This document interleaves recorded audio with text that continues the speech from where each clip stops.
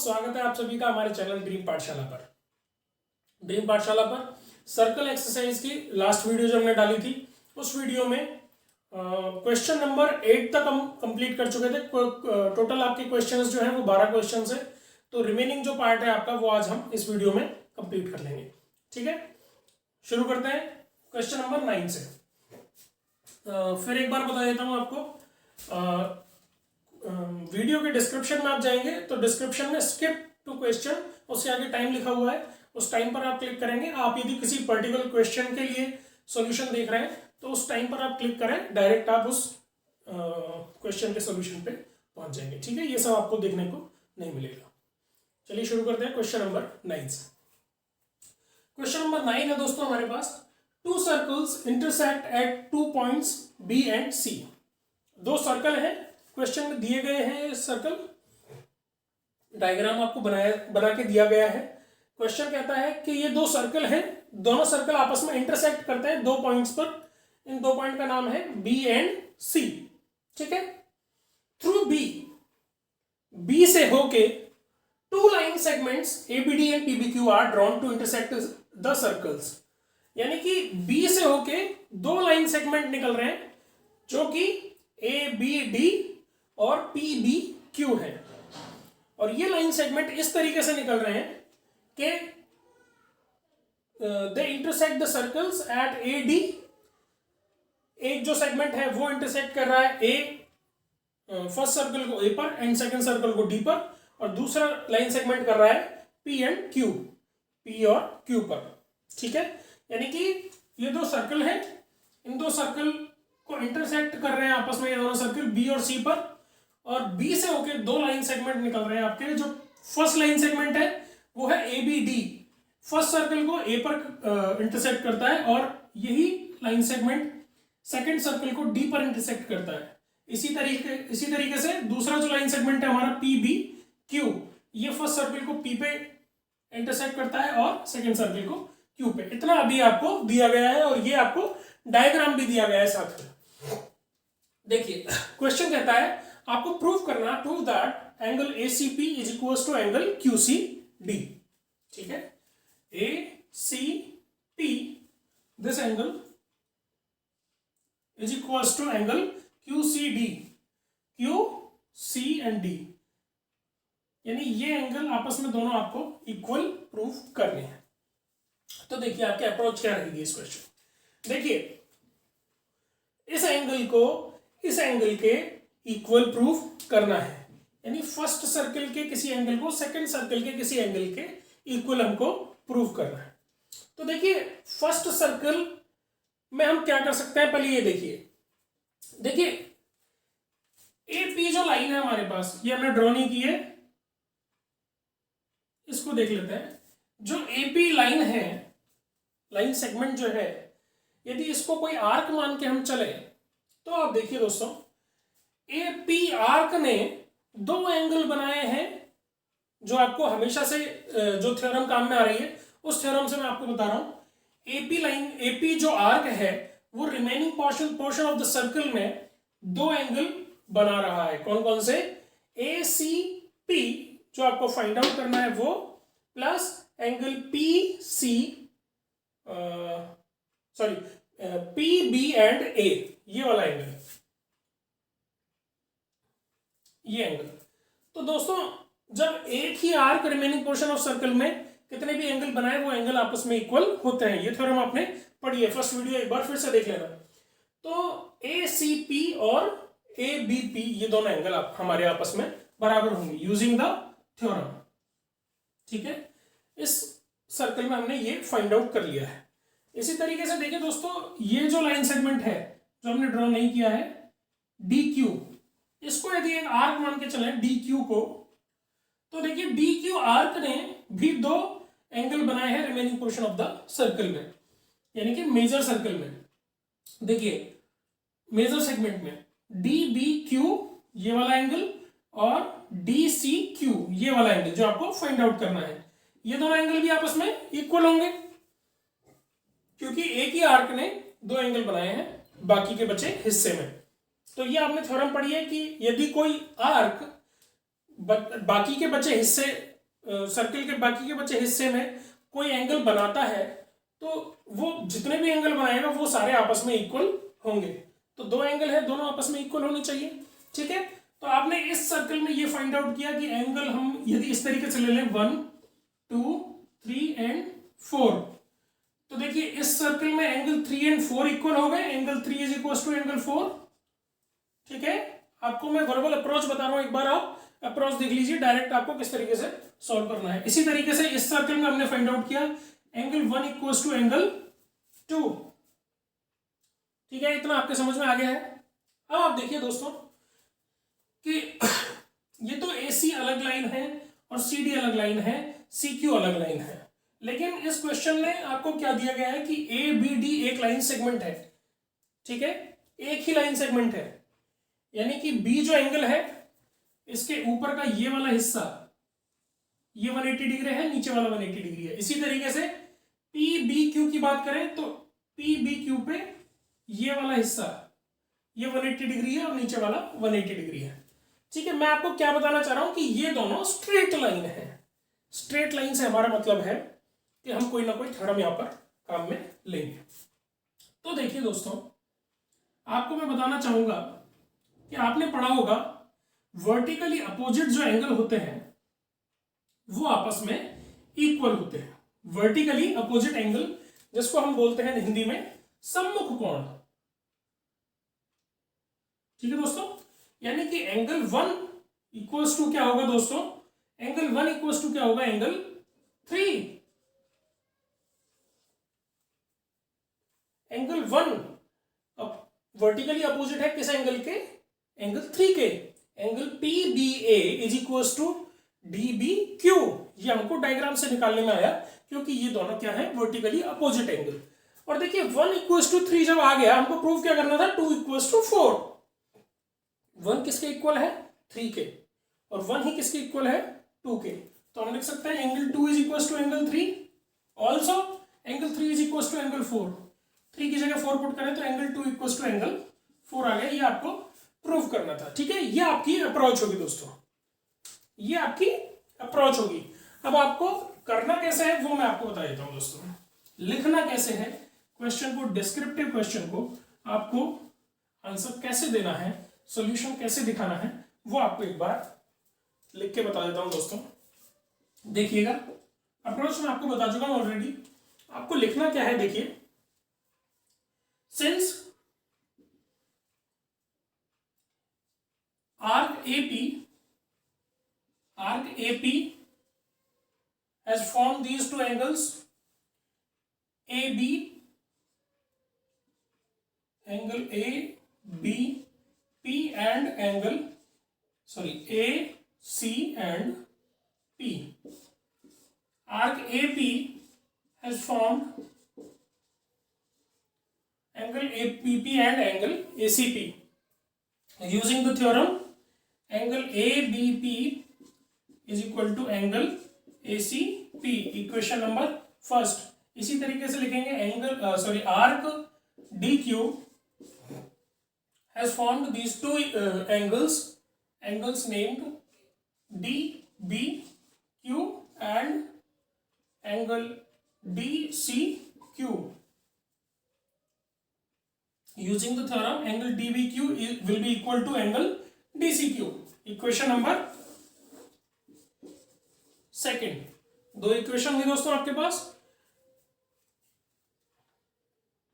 And third equation हम क्या use में लेंगे, since angle ABP and angle DBQ are vertically opposite angle, vertically opposite angles, so angle ABP will be equal to angle DBQ, equation number 3। And last में आप क्या लिखेंगे, using equation 1 2 and 3 angle ACP will be equal to angle DCQ। Hence proved. बस इतना आपको equation formation आना चाहिए, और यदि आप थोड़ी सी थ्योरम्स की जानकारी रखते हैं तो ये क्वेश्चन आपके लिए बहुत ही ज़्यादा इजी था।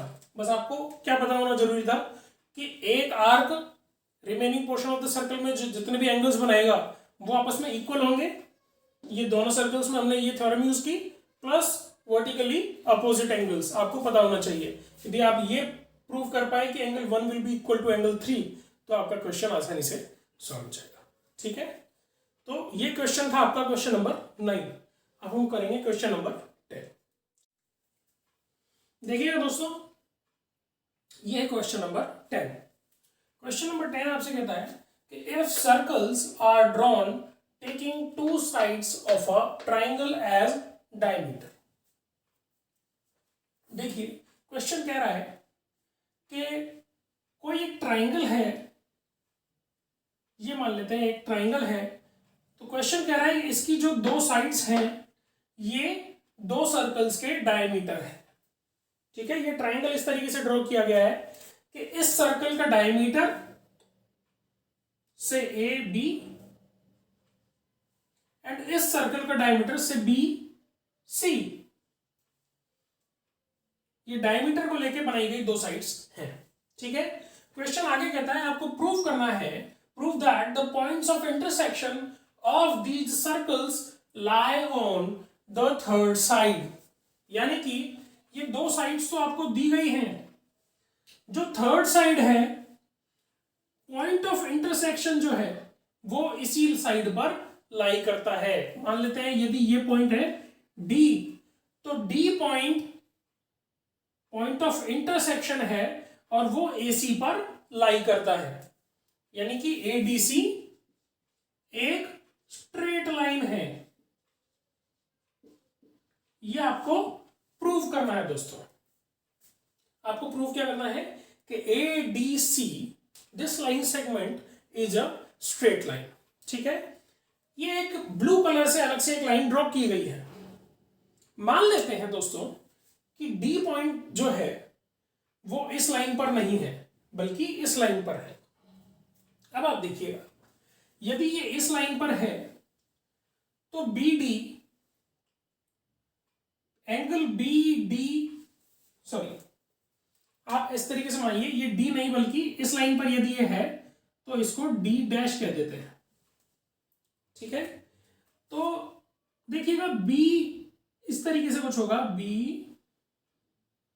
ये BD डैश C, यानी कि इंटरसेक्शन पे नहीं, इंटरसेक्शन से हल्का सा ऊपर है। तो ये एंगल ABD डैश या फिर कहें AD dash B, AD dash B, ये क्या होगा 90 डिग्री होगा। क्यों होगा दोस्तों? ये होगा क्योंकि ये सेमी सर्कल में बनाया हुआ एंगल है। ठीक है, ये सेमी सर्कल में बनाया हुआ एंगल है। लेकिन आप देखिए, क्या एंगल BD डैश C ये सेमी सर्कल में बनाया हुआ एंगल है? ये नहीं है दोस्तों, क्योंकि देखिए जो दूसरा सर्कल है वो आपके पास ये वाला है, ये यहां से, और ये एंगल बन रहा है फर्स्ट वाले सर्कल पे।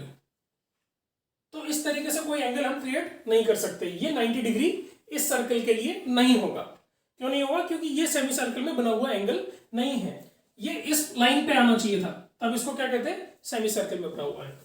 आप देखिए, ये हुई बात जब हम मान के चल रहे थे कि D does not lie on AC।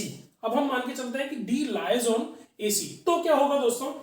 If D lies on angle, sorry, if D lies on the line segment AC, then what happens? देखिए, एंगल ADB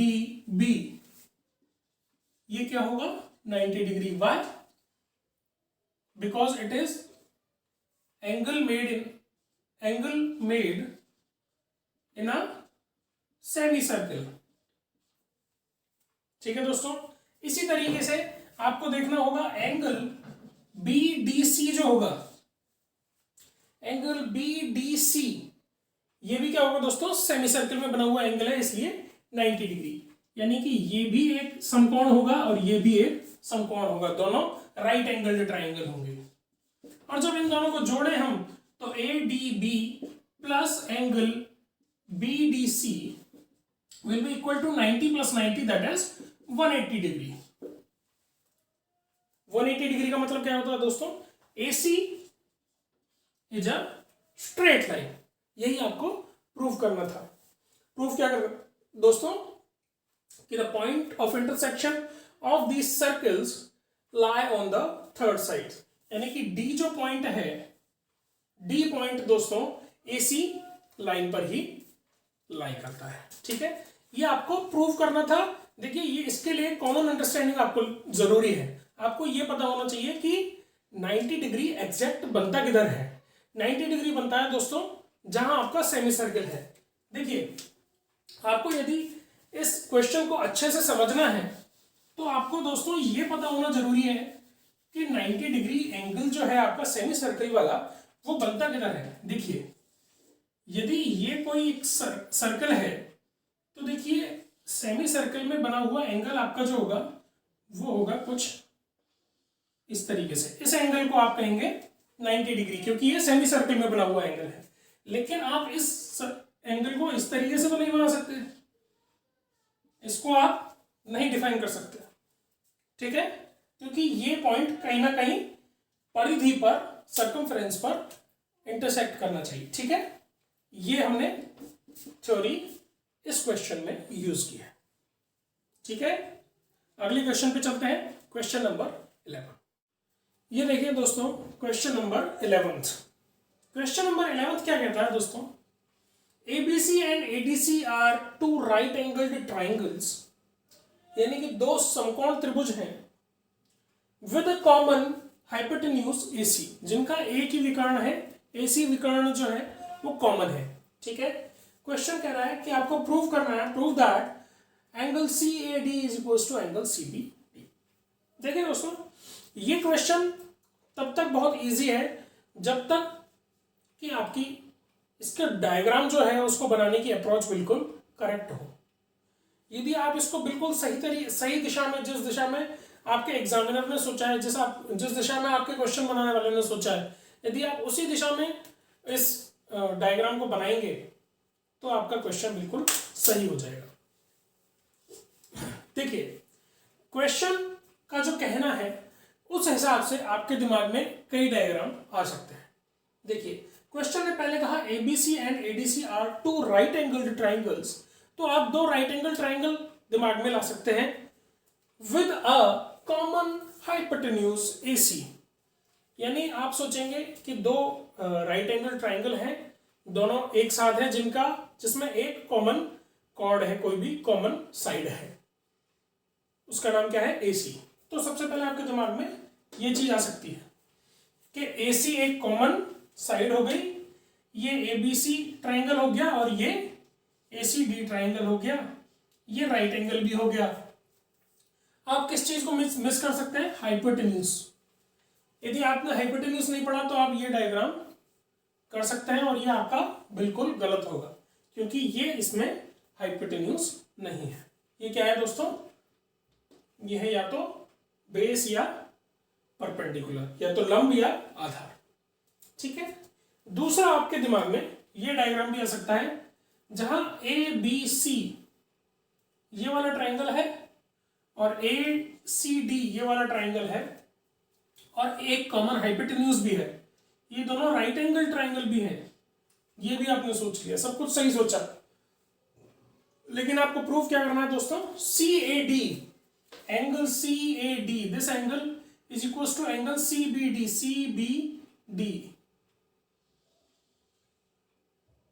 ये angle this equal to this आपको प्रूव करना है। और उसके लिए यह क्या होना चाहिए था दोस्तों? एक सर्कल होना चाहिए था, तब आप इसको प्रूव कर सकते थे। ठीक है, तो ये भी अप्रोच आपके बिल्कुल गलत है क्योंकि ये जो राइट एंगल है ये आपने मन में सोच लिया, लेकिन ये राइट एंगल ही है, ये आप प्रूव नहीं कर पाएंगे जब आप इसको प्रूव करना चाहेंगे। देखिए इसकी सिंपल और सोबर अप्रोच जो है वो है सर्कल को लेके एक आप सर्कल लें, सर्कल में इतनी थ्योरम्स आपने पढ़ी हैं, आप जानते हैं कि राइट एंगल कब होता है। राइट एंगल ट्राइंगल कब बनेगा, जब एक ट्राइंगल सेमी सर्कल में होगा। यदि इस तरीके से कोई आपके पास ट्राइंगल है तो ये क्या है दोस्तों, एक राइट एंगल्ड ट्राइंगल है, एक समकोण त्रिभुज है।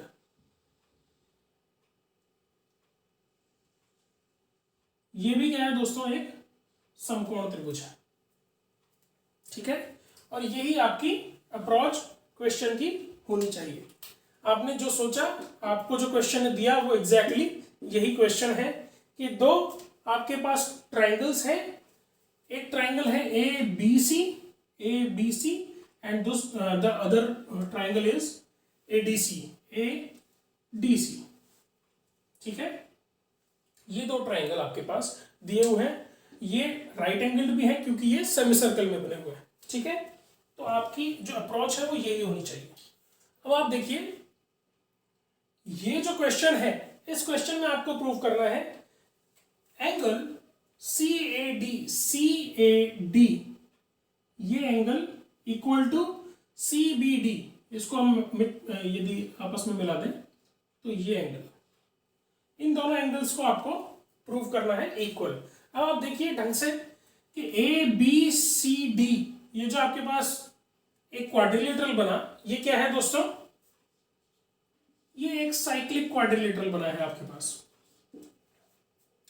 और साइक्लिक क्वाड्रिलेटरल में आप जानते हैं कि आमने सामने वाले जो एंगल है वो 180 डिग्री होते हैं, लेकिन उसका कोई यूज नहीं है। यहाँ पे आपको खाली ये पता करना है कि angle CAD equals to angle CBD है या नहीं, ये आपको इक्वल प्रूव करने हैं। तो आप देखिए, साइक्लिक का यहाँ कोई महत्व नहीं है, आपको सोचना होगा कि CD एक आर्क है, CD इज एन आर्क, और CD आर्क ने जो दो एंगल बनाए हैं वो आपस में इक्वल होंगे। Angle B and angle A, angle CAD and angle CBD, both of these angles are made by the same arc CD and also in a same segment. So angle CAD will be equal to angle CBD, और ये आपको दोस्तों prove करना था। ठीक है, as simple as that. आपको diagram यदि सही दिमाग में आ गया आपको, तो आप इस क्वेश्चन को वेरी इजीली सॉल्व कर पाएंगे। ठीक है, लास्ट क्वेश्चन है इस एक्सरसाइज का, उसके बाद क्लास 9 की आपकी सर्कल जो एक्सरसाइज है वो हमारी तरफ से कंप्लीट है। और यदि आपको कोई प्रॉब्लम अभी भी आ रही है तो आप कमेंट बॉक्स में कमेंट करके हम तक पहुंचे जरूर, जिससे कि हमें पता चले आपको परेशानी कहाँ आ रही है। ठीक है, चलिए शुरू करते हैं। क्वेश्चन नंबर 12 है आपके पास, prove that a parallelogram is a rectangle. आपको प्रूव क्या करना, एक समांतर चतुर्भुज एक आयत के इक्वल होता है, ये आपको प्रूव करना है। तो देखिए, सर्कल का चैप्टर है, क्यों ना सर्कल में ही प्रूव करके देखें। हम एक पैरेललोग्राम की जगह क्या ले लेते हैं दोस्तों, एक साइक्लिक पैरेललोग्राम।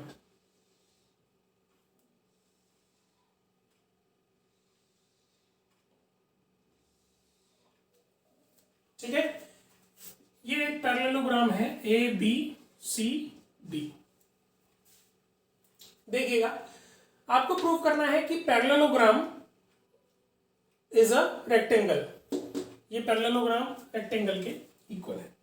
ऐसा कैसे करेंगे हम, देखिए ABCD एक पैरेललोग्राम है, और हम जानते हैं कि किसी समांतर चतुर्भुज या पैरेललोग्राम में आमने सामने के जो कोण होते हैं, angle A and angle C